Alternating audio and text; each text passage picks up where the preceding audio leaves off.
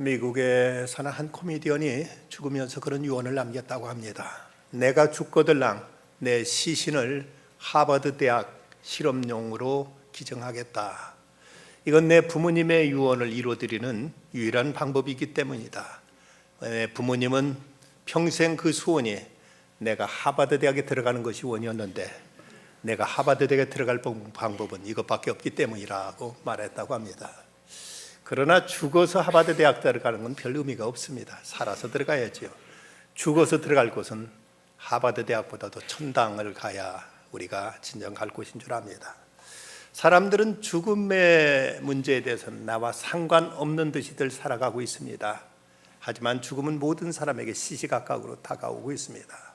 전문가들이 얘기하면 사람들이 죽음을 두려워하는 이유는 한 번도 가보지 않은 미지의 세계이기 때문에 죽음에 대해 그토록 불안해한다고 합니다. 하지만 죽음이란 하나님 아버지가 계시는 영원한 천국이 있다는 것을 우리가 확신할 수만 있다면 죽음 그것까지도 우리가 두려워하거나 불안 없이 맞이할 수 있을 것입니다. 헨리 나우엔의 책 자궁 속의 대화라는 글에 보면 이런 이야기를 전하고 있습니다. 엄마의 자궁 속에 쌍둥이가 이렇게 얘기를 합니다. 동생이 하는 말, 나는 저 밖에도 새로운 삶이 있다고 생각해.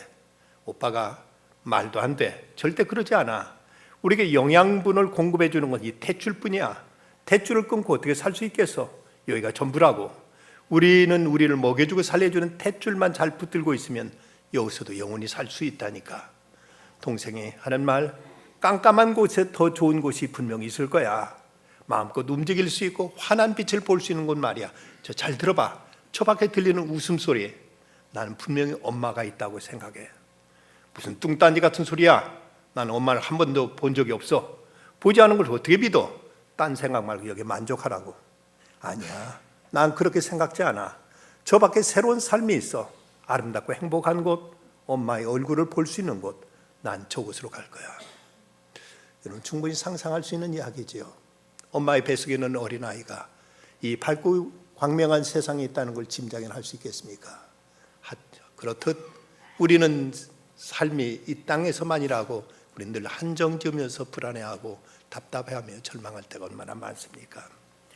오래전에 호주의 사우스 웨일스에 사는 호스피스 간호사 브로니 웨어가 자기 블로그에게 이런 글을 올렸습니다.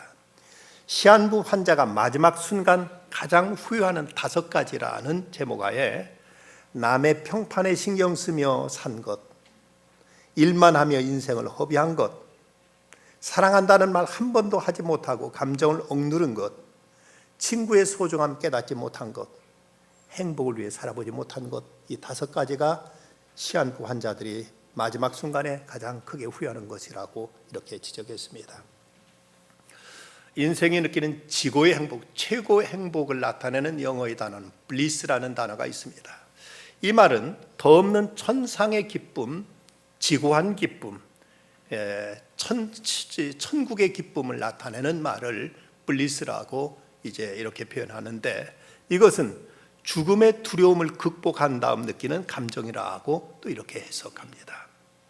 그래서인지 안병동에 있는 환자들이 이 마지막일지 모른다는 이 생각으로 가장 진실하게 그리고 가장 이제 순수하게 대화하고 미소 짓는 그들의 그 마음속에서 가장 깊은 농도의 행복을 느끼곤 한다고 이렇게 전하고 있습니다.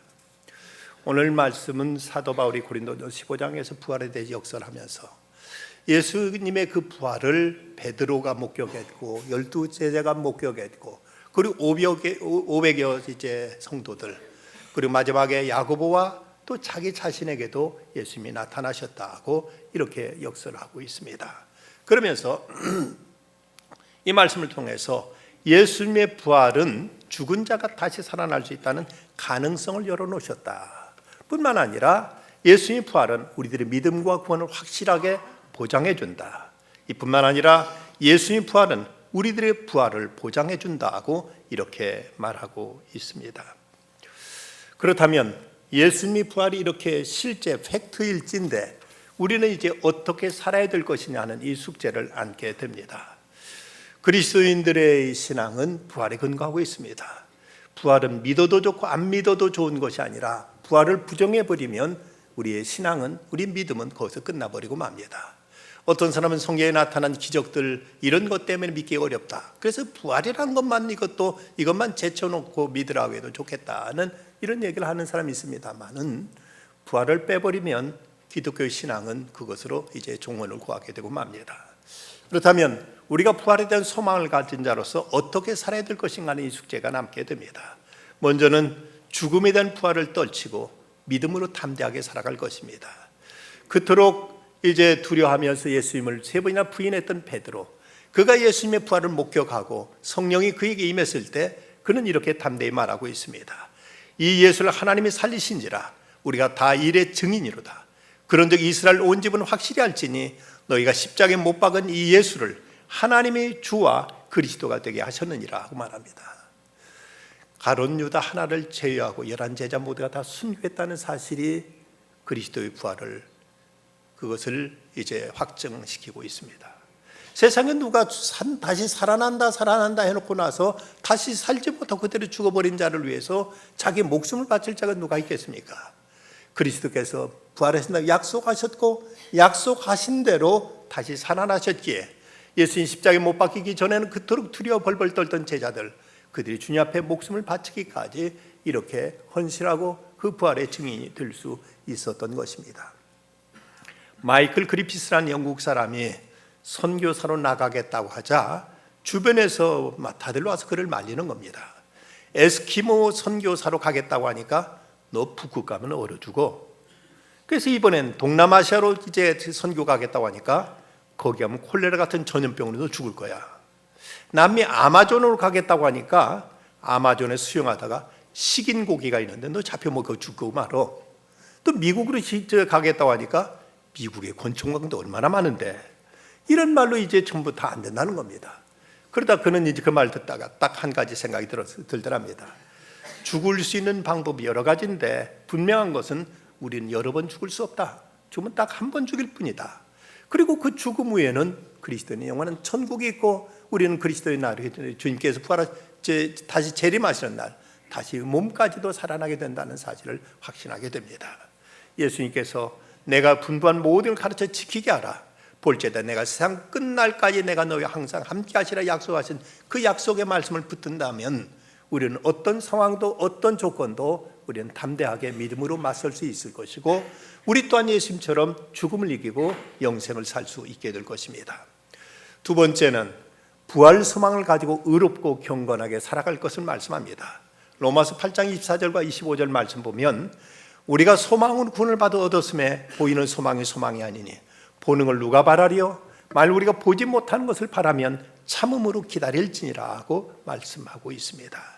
우리들이 주님께 예비하신 천국이 있다는 사실, 그 천국을 향하여 우리는 오늘도 이제 하루하루 나가고 있는데 그 주님께서 예비하신 그 나라가 확실하건대 우리는 이 땅에 사는 것도 우리는 지나가는 나그네로서 이제 저 영원한 천국에 우리가 도달하게 될 것이라는 것, 최종적인 승리는 이미 보장되어 있다는 것을 우리가 믿을 때 우리 이 땅에 잠시 잠깐 사는 세상이지만 이 땅에서도 우리가 여유를 가지고 그리고 우리는 자유한 마음으로 우리 담대하게 평안을 누리면서 살아갈 수 있게 되는 것입니다.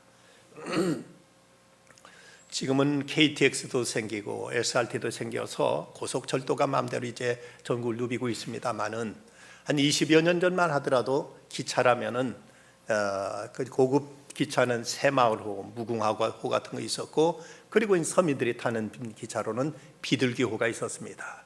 그런데 서울역 대합실에 가보면은 이 무궁화호라든지 새마을호를 타는 사람들은 아주 여유 있게 천천히 이제 플랫폼으로 나가고 있는데, 그런데 그 비둘기호를 타는 사람들은 이제 개찰구를 나가자마자 정신없이 뛰어가는 모습을 보게 됩니다. 이런 모습에서 저 사람들은 왜 저러는가? 천천히 좀 가지. 여기서 사람들은 얼핏 생각하기를 비둘기호 타는 사람들은 가난하고 못 배워서 저렇게 질서가 없는가 보다. 저 새마을을 타고 또 이제 무궁화호를 타는 사람들은 저런 사람들처럼 여유 있게 천천히 가지 왜 저러는가 하는 이런 생각을 하는 경우가 있습니다. 근데 사실 그 이유는 그것이 아닙니다. 새마을호라든지 무궁화호는 이미 좌석이 예정되어 있어 예약되어 있어서 내가 천천히 가도 내 자리가 있다는 것 때문에 여유를 가지고 갈 수 있습니다. 그런데 당시 비둘기호는 자리가 지정되어 있지 않기 때문에 빨리 가지 않으면 내 자리가 없다는 생각 때문에 불안한 마음으로 막 정신없이 달려가고 하는 것입니다. 어쩌면 이 땅을 살아가는 사람들의 모습도 마찬가지입니다. 우리가 천국을 신뢰하고 천국을 확신하게 될 때 내가 어떻게 살다가 이 세상을 떠날지라도 하나님이 예비하신 천국이 있다는 이 믿음을 살아가게 될 때 우리는 어떤 조건과 어떤 상황에서도 담대할 수 있고 평안할 수 있고 자유할 수 있는데, 천국에 대한 확신과 소망을 갖지 못할 때 늘 우리는 불안할 수밖에 없고 항상 두려울 수밖에 없다는 사실입니다. 또 하나, 우리들은 이 변화하는 세상에서 흔들리지 않고 주님의 일에 충성을 다하면서 살아갈 수 있게 됩니다. 사도 바울은 오늘 말씀에서 결론적으로 58절에 이렇게 말씀하고 있습니다. 그러므로 내 사랑하는 형제들아, 견실하며 흔들리지 말고 항상 주 일에 더욱 힘쓰는 자들이 되라. 이는 너희 수고가 주 안에서 헛되지 않은 줄을 알미라 하고 이렇게 말씀하고 있습니다. 우리는 이 부활에 대한 믿음을 가지고 이 땅에서 왜 살아야 되는지를 알게 되고, 그리고 한 번밖에 없는 이 땅에서 삶을 후회를 남기지 않고 살기 위해서 무엇인가 선한 일을 위해서, 의미 있고 가치 있는 일을 위해서 최선을 다하고 이것을 위해서 우리는 진력할 수 있게 되는 것입니다. 워치만이 책에 보면 그런 얘기가 소개되고 있습니다. 한 크리스찬이 기차를 타고 여행하는데 기차라는 의자가 이제 서로 마주 보면서 두 명씩 서로 마주보면 네 사람이 이제 한 공간에서 서로 이제 같이 이야기하면서 여행하도록 되어 있는데, 그런데 이제 같이 가던 중에 그 긴 여행에 지루했던지 거기 있던 그 세 사람은 같은 친구들이었는데, 이 혼자 앉아 이제 거기에 껴 있는 크리스찬한테 우리 가면서 카드놀이 하지 않겠느냐고 얘기하더랍니다. 무료함을 달리기 위해서 카드놀이를 하자고 하니까 이제 이 크리스찬이 그가 이제 거기에 대해서 정중하게 사양을 했습니다. 그러자 거기 있던 사람이 당신 카드놀이 할 줄 모르냐고 묻더랍니다. 아니, 할 줄은 안다. 그러면 당신 그 손 뒀다 뭐 하려느냐 하고 이렇게 묻더랍니다. 이때 이 크리스찬이 이렇게 대답했습니다. 근데 사실은 이 손이 제 손이 아니라서요, 달리 할 때가 있어서요. 무슨 말이냐? 그러자 이 크리스찬이 그렇게 자기가 예수 믿게 된 그 사실을 간증하고 나서 이제 나는 내 것이 아니라 주님의 것이다. 이 손도 내 손이 아니라 주님의 손이다. 아무래도 주님의 손을 가지고 카드놀이 하는 거 주님이 기뻐하실 것 같지 않다. 그래서 나는 카드놀이를 하지 않을 테니까 이해해달라고 이렇게 정중하게 사양을 했다고 합니다. 여러분, 주님께서 우리에게 무엇을 기대하시고 우리의 삶을 어떻게 살기를 기뻐하실 것인지, 이제 내 몸이지만 내 몸이 아니고 주님의 것이, 주님께 부활하심을 우리를 대속하셨기에 우리는 주님의 사람이 되었기에 주께서 기뻐하시는 그 일을 위해서 내 자신을 들여서 헌신하며 이걸 위해 살아가야 될 것입니다. 2014년 3월 18일자 국민일보에 부활의 증인 C 자매 이야기라는 제목으로 이런 감동적인 글이 실렸습니다. 1차, 2차 항암치료를 받았을 때 머리카락이 모두 다 빠졌다. 가슴은 오그라들었고 부은 얼굴은 잿빛이 되어갔다. 거울을 보니 사람 몰골이 아니었다. 한 번도 찾지 않은 하나님께 절규했다. 당신이 계시다면 나 좀 지금 데려가 주세요. 이런 비참한 모습을 보기 싫다고요. 그런데 부활하신 주님을 만나게 되었다. 이때 이 자매는 이사야서 43장 1절을 읽었다. 야곱아, 너를 창조하신 여호와께서 지금 말씀하시느니라. 이스라엘아, 너를 지으신 이가 말씀하시느니라. 너는 두려워하지 말라. 내가 너를 구속하였고 내가 너를 지명하여 불러나니 너는 내 것이라. 너는 내 것이란 말씀에 눈물이 났다.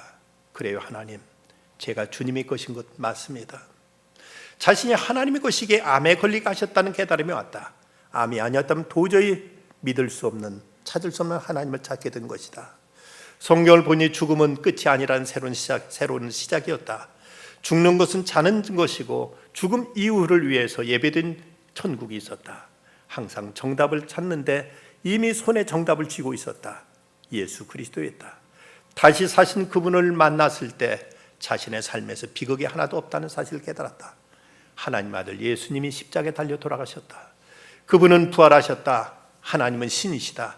다시 사는 것은 오직 신만이 하실 수 있는 일, 하나님의 아들이신 예수 그리스도를 거부하는 것, 인생의 주인은 나라고 고집하는 것이야말로 죄라는 깨달음이 왔다. 회개하지 않을 수 없었다. 항암치를 받으면서 이 자매는 죽음을 생각했다. 관점은 이미 바뀌었다. 회개한 이후 이 자매의 유일한 삶의 목적은 복음을 전한 것이었다.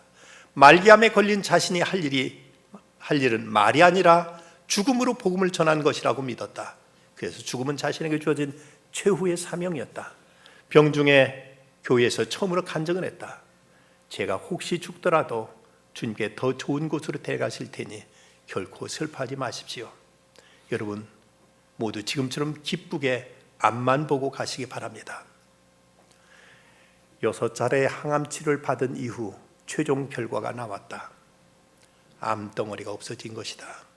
기적입니다. 축하합니다. 라는 의사의 말에 이 자매는 환호하지 않았다. 대신 죽음을 준비했던 자신에게 시간을 더 주신 하나님 뜻이 무엇인지 생각했다. 즉각적으로 보냄을 받았다는 사실을 깨달았다. 부활을 증거하도록 이 세상에 보냄을 받은 것이란 자각이 가득했다. 이 자매의 삶은 달라졌다. 사람을 만났을 때 그들의 조건이 아니라 영혼을 볼 수 있는 눈이 생겼다. 인생에 정말 중요한 것은 부활의 주님을 만나는 것이며 온갖 의무조항으로 가득 찬 일상에서 결코 놓치지 말아야 할 것은 기도라는 사실도 알게 됐다. 아직 그녀는 가슴 복원 수술을 하지 않았다. 한쪽 가슴에 커다란 흉터가 남아있다. 그 흉터를 볼 때마다 이 자매는 부활의 주님을 생각한다.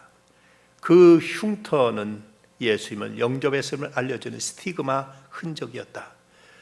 인생의 흉터는 부활의 주님으로 인해 이제 별 스타가 된다. 오직 이 자매는 매일 아침 눈을 뜨자마자 예수는 나의 주를 3번 외친다. 하루 종일 부활의 주님과 동행하며 부활의 증인으로 살아가고 있다. 이제 그녀는 모든 것을 가진 자가 되었다.